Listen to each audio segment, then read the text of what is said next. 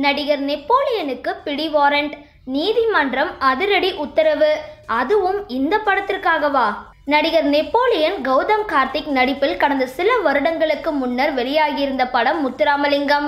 ராஜதுரை இயக்கியிருந்த இப்படத்திற்கு இளையராஜா இசையமைத்திருந்தார். இப்படத்திற்காக நெப்போலியனுக்கு கரூர் மாவட்டம் வடக்கு பகுதியை சார்ந்த கோபாலகிருஷ்ணன் என்பவர் சுமார் 1.10 கோடி ரூபாயை கடனாக வழங்கியிருந்தார். அந்த தொகையில் படம் வெளியாகும் பொழுது ரூபாய் 53,54,000 முதல் தவணையாக தருவதாக நெப்போலியன் வாக்கு கொடுத்திருந்தார்.